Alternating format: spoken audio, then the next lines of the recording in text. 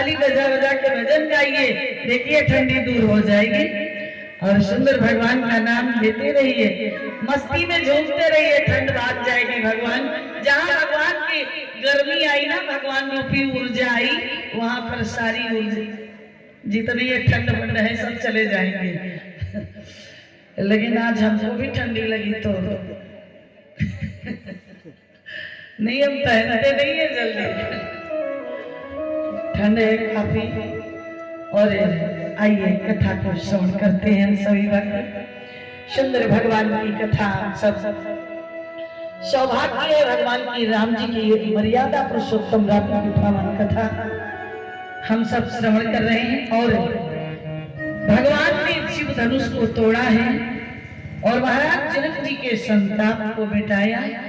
महाराज जनक जी का संताप जब मिटा तो उसी समय जब शिव धनुष तोड़ा है भगवान ने, मध्य में शिव का धनुष तोड़ा है धरती पर। और जिस समय वो धनुष को तोड़ा, उस धनुष की टंकार जो आवाज होती है वो पूरे ब्रह्मांड में गूंजी। पर्वत पे बैठे परशुराम जी तपस्या कर रहे थे। हाँ, पर्वत पे बैठे परशुराम जी तपस्या कर रहे थे, पूरा पर्वत डगमगाने लगा। इतनी तेज की टंकार हुई है जब भगवान ने धनुष को तोड़ा है। और उसकी आवाज को सुन करके परशुराम जी को आभास हुआ कि शिव धनुष किसी ने तोड़ा है। उसकी आवाज से उन्हें महसूस हुआ कि शिव धनुष को किसने तोड़ा, क्योंकि वो जानते हैं ब्रह्म के अलावा, भगवान के अलावा शिव धनुष को तोड़ने का किसी का सामर्थ्य नहीं है। तो उस जगह आते हैं परशुराम जी, जब शिव धनुष टूटा तो क्रोध में फरसा लिए हुए ये 21 बार धरती क्षत्रियों से विहीन किया है परशुराम जी ने। और अपने पिता के कहने पर स्वयं माता का सर काट लिया था। ये ऐसे परशुराम जी हैं। और फरसा लेकर के पहुंचते हैं महाराज जनक जी के यहाँ उस सभा में। और जैसे पहुंचे, सारी सभा के लोग डर गए देख करके, हाथ में फरसा लाल लाल आंखी किए हुए परशुराम जी सभा में जैसे प्रवेश किए, महाराज जनक भी एक बार कांप उठे देख करके परशुराम जी को कि अब तो इनके क्रोध को कौन रोक पाएगा। क्रोध में आए हैं परशुराम जी, लेकिन सब खड़े हो करके लगे करम सब दंड प्रणाम, डर के मारे साष्टांग दंडवत करने लगे, चरणों में लेट गए, जय जयकार करने लगे। और जय जयकार किया, देखते हैं चारों तरफ देखा परशुराम जी ने, चारों तरफ देख करके परशुराम जी कहते हैं कि ये शिव धनुष को कौन तोड़ा है। क्रोध में जब बोले तो राम जी लक्ष्मण जी धीरे धीरे मुस्कुरा रहे हैं, विश्वामित्र जी भी मुस्कुरा रहे हैं। लेकिन अब वो क्रोध कर रहे हैं। अब वहां सभा में कहो जनक, किसने शिव धनुष को तोड़ा है? बताओ किसकी इतनी हिम्मत हुई जो इस शिव धनुष को तोड़े? कौन तोड़ा है? मुझे एक बार बता तो दो। क्रोध में जब बोले तो धीरे से, लक्ष्मण जी जानते हैं शेषा अवतार है, वो धीरे से वहीं से बोलते हैं, बाबा के देखो, अरे बहुत धनुही तोड़ी लड़िकाई। हम लोग छोटे छोटे थे बचपन में, पता नहीं कितना धनुष तोड़ा है। और इस धनुष को मेरे राम जी ने तोड़ा तो इनको काहे भैया धनु पर ममता की हेतु, किस कारण से इनको इस धनुष पर इतनी ममता है, प्रेम है, जो इतना गर्जना कर रहे हैं सभा में, काहे को गुस्सा रहे हैं? लक्ष्मण जी ने कहा खड़े हो गए लक्ष्मण जी। अब खड़े हुए कहा, देखिए बाबा, इतना सभा में गुस्सा रहे हो, नाराज हो रहे हो, क्रोध कर रहे हो। हमारे यहाँ जो है हमारे भैया राम जी ने धनुष को तोड़ा नहीं, उन्होंने छुआ और टूट गया धनुष को। जैसे छुआ टूट गया तो उसमें मेरे भैया का दोष क्या है? हम लक्ष्मण जी सोच रहे हैं कि भैया तोड़े, भैया को बताएं। खड़े हो गए, अब और लाल बबूले हो गए, कौन है कौन है? परशुराम जी कहते हैं तू देखने में गोरा गोरा है, लेकिन तू तेरी जो बाणी निकल रही है ये विष के समान है, जहर उगल रहा है। ये देखने में गोरा गोरा है लेकिन जहर बोल रहा है। लक्ष्मण जी के ऊपर लक्ष्मण जी ने कहा, हे बाबा, ऐसे ऐसे धनुष हम लोग बचपन में खेल खेल के तोड़ते थे, तुम ये इस धनुष पे इतना प्रेम क्यों, क्यों इतनी ममता है जो इतना क्रोध कर रहे हो? परशुराम जी ने कहा कि ये कोई साधारण धनुष है, उस धनुष की इस धनुष की बराबरी कर रहे हो, ये शिव धनुष है, क्यों इस धनुष को किसने तोड़ा? अब भैया लक्ष्मण जी और परशुराम जी का शुरू हुआ बातें। लक्ष्मण जी ने कहा, ज्यादा गुस्साओ नहीं बाबा, यहाँ तुम्हारा बतिया कौन आई और देख तर्जनी जो मर जाए। इतना गुस्साओ नहीं कि हम डर जाएंगे, हम कुम्हड़ा की बतिया नहीं उंगली दिखाने से सूख जाएंगे। गुस्साओ नहीं, इतना क्रोध मत करो। लक्ष्मण जी ने अब और गुस्सा आया परशुराम जी जब इतना बोले, और परशुराम जी का क्रोध बढ़ा। जब वो क्रोध बढ़ने लगा तो राम जी ने कहा, राम जी उठ करके गए, चरणों में प्रणाम किया, दंडवत किया, और ये राम जी कहते हैं, हे तात, हे मुनिवर, ये छोटा बालक है, दुधमुहा बालक है। जैसे इतना कहा, क्रोध में बोले परशुराम जी, ये दुधमुहा बालक है, और इतनी बोली निकल रही है जैसे विष उगल रहा हो, ये दुधमुहा बालक है। बोले अरे छोटा है अभी, जो बालक का तो तरी बाता सुनई मुदित मन पितु और माता। राम जी कहते हैं कि हे मुनिवर, ये छोटा बच्चा जब तुतला करके बोलता है और गलती भी करता है, नुकसान भी कर देता है, 50,000 का 1 लाख का आईफोन लेके आओ और बच्चा गिरा दे, टूट जाए, क्या कर सकती हो बताओ? 2 थप्पड़ मारोगे, थोड़ी देर रोएगा, फिर उसको प्यार करोगे, भले ही वो 1 लाख की मोबाइल टूट गई तो टूट गई, लेकिन फिर प्रेम करोगे ना। परशुराम जी कहते हैं मुनिवर, आप ये दुधमुहा बालक है, इसे क्षमा करें। और फिर राम जी कहते हैं कि धनुष को तोड़ा, और परशुराम जी ने कहा, यदि आपने धनुष को, क्योंकि वो ब्रह्म ज्ञानी है, उन्हें ज्ञान है, तो उन्होंने कहा यदि आपने धनुष को तोड़ा है तो मेरे पास जो धनुष है वो मैं आपको देता हूँ, और इसका प्रत्यंच चढ़ाओ और बाण को छोड़ो, तब मुझे विश्वास होगा कि आपने ये धनुष शिव जी का तोड़ा। और फिर जैसे परशुराम जी उस धनुष को लेकर के राम जी को देने का प्रयास करते हैं, तो कहते हैं, शास्त्र कहता है, कवितावली गीतावली में बड़ा सुंदर इसका लिखा हुआ है, कहते हैं कि वो धनुष स्वयं ही चला गया, जैसे वो उठाए कि इनको दे दे, ऐसे हाथ में पकड़ाने का प्रयास किया, वो धनुष राम जी के हाथ में स्वयं चला जाता है, क्योंकि वो भी चाहता है आज मैं राम के हाथों में जाऊं, कम से कम ब्रह्म के हाथों में जाऊं, भगवान के हाथों में जाऊं। और वो धनुष को लिया, प्रत्यक्ष चढ़ाया, धनुष को चढ़ाया है, और तब विश्वास होता है परशुराम जी को कि हाँ यही ब्रह्म है। उनको आभास हो गया, विश्वास हो गया कि इसका मतलब है ब्रह्म नर के रूप में धरती पर अवतार ले चुके हैं। और फिर परशुराम जी ने राम जी के चरणों में बड़ा क्षमा प्रार्थी हुए, क्षमा प्रार्थना, अनुचित बहुत कहो अज्ञाता, क्षमा क्षमा मंदिर दो भ्राता। मैंने बहुत जड़ता के बस आपको इतनी अज्ञान भाषा में बोल दिया, आपको इतना कुछ सुना दिया, हे प्रभु मुझे क्षमा करो, मुझे माफ कर दो, मुझे क्षमा कर दो, मुझसे अज्ञानता बसे। कही जय जय जय रघुकुल केतु और भृगुपति गए बने। और जब राम जी को पहचान गए और फिर वहां से जय जयकार पूरे सभा में होने लगी, और पूरी सभा जय जयकार किया है। और फिर वहीं से परशुराम जी राम जी का जय जयकार करते हुए और पुनः चले गए तपस्या करने को। बोलिए शंकर भगवान की। और चले गए तपस्या करने को। और इधर गोस्वामी जी कहते हैं टूटत ही धन भयो विवाह सुर नर नाग विदित सबका।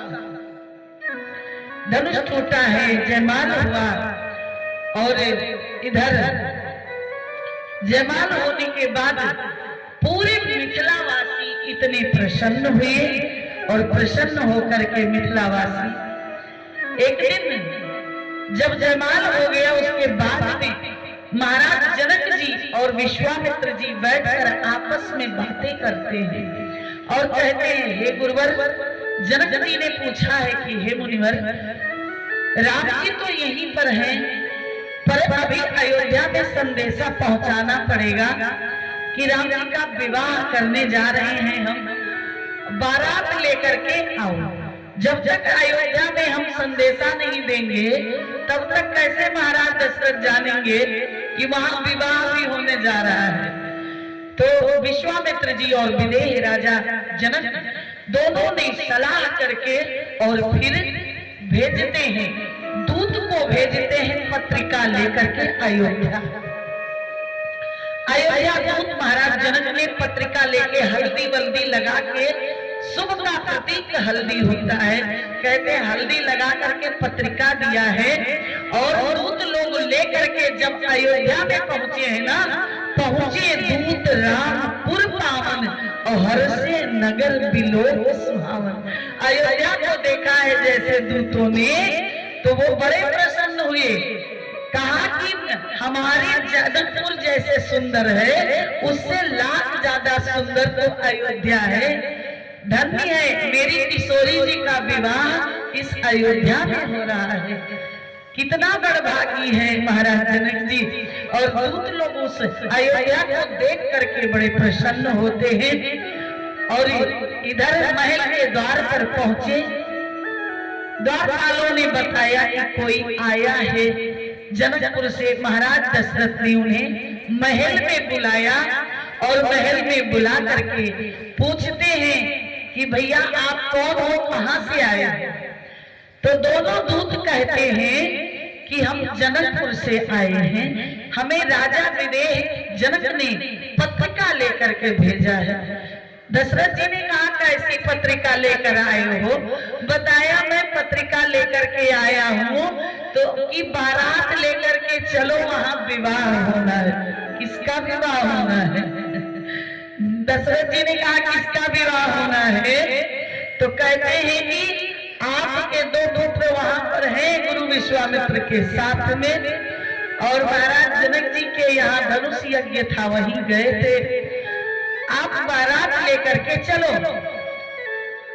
और बड़ा सुंदर भाव से कहते हैं, कवि का एक सुंदर, वो दोनों दूत महाराज दशरथ जी से कहते हैं कि हे राजन, हो हमदा आवत बानी, हो हमदा पाती लेके आवत बानी पार से, हो राजा जनक दरबार से, हमको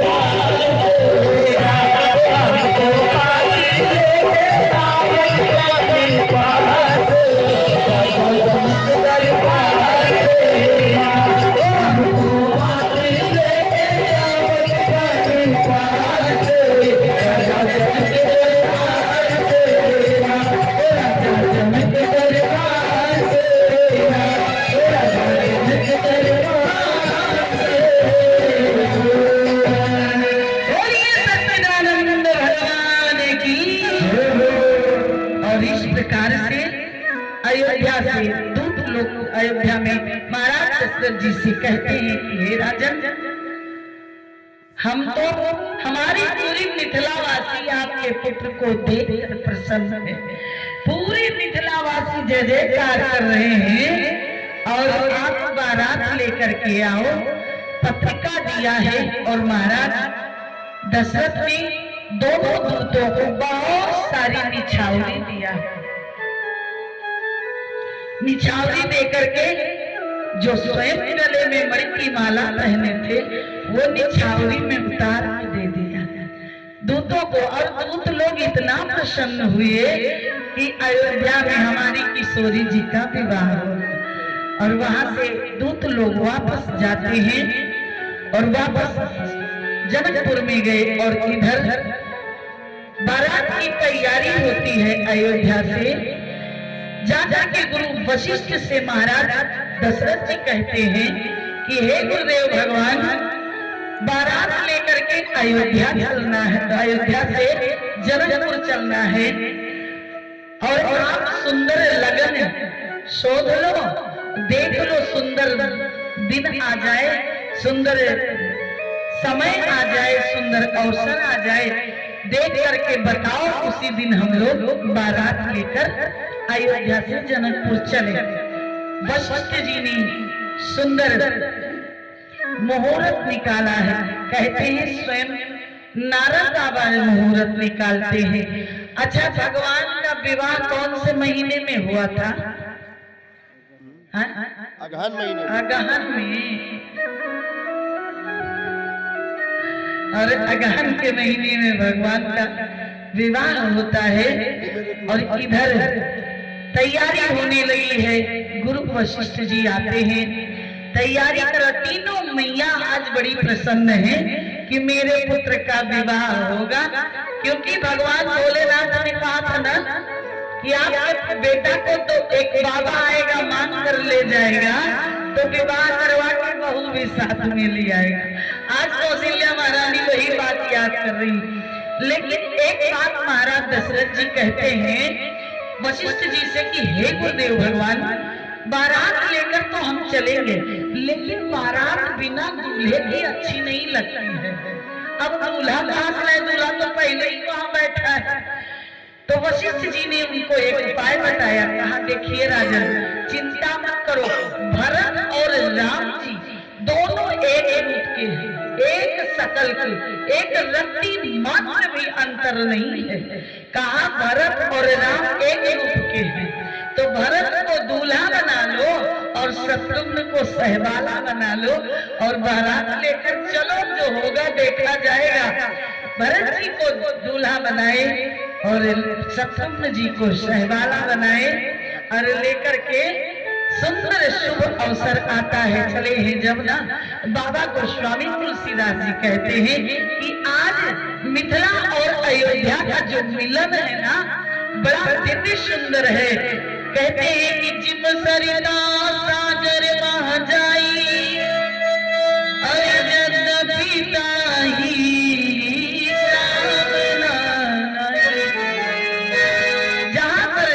एक सरिता माने जानते क्या होती है?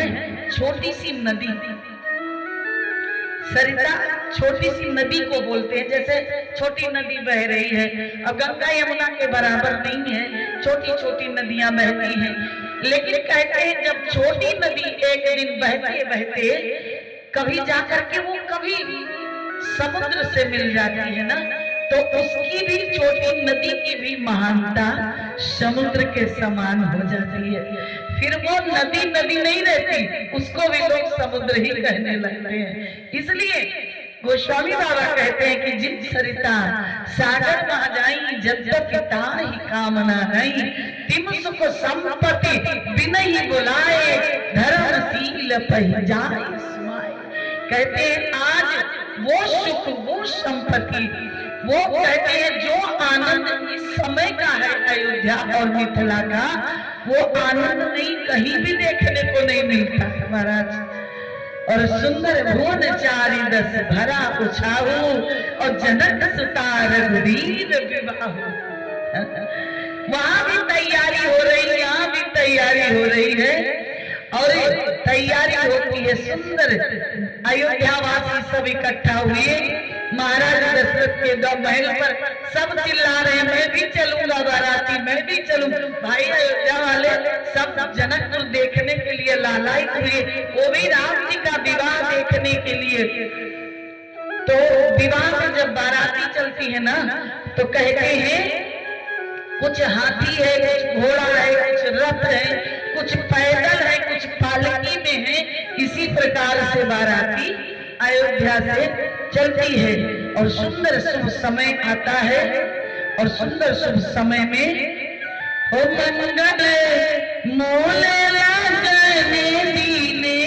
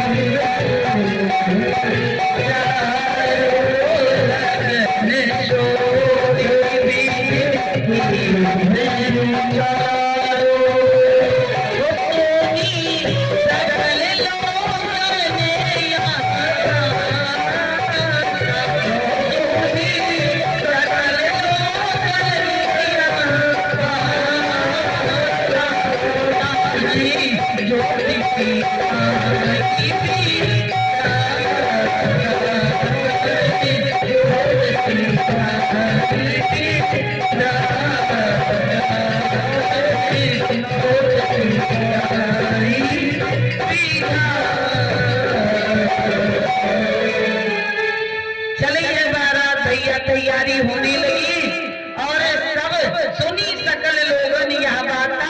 और अयोध्यावासी कहने लगे कि मानो विधाता स्वयं ये मंगल दिन को शोध किया, मनो ज्योतिषी अहाय विधाता।